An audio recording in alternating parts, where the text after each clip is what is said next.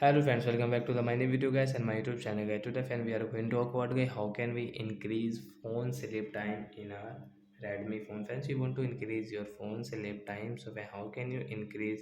Today I will show you in this video guys. So guys, if your phone sleep in minute and just seconds, so how can you increase your phone sleep time guys? Today I will show you in this video guys.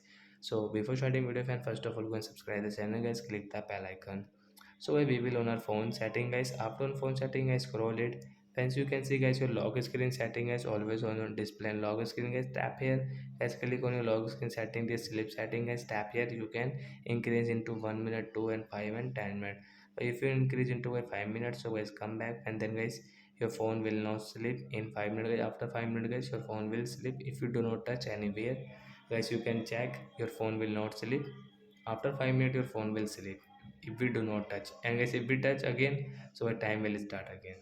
So like that guys we can increase phone sleep time. Bye guys.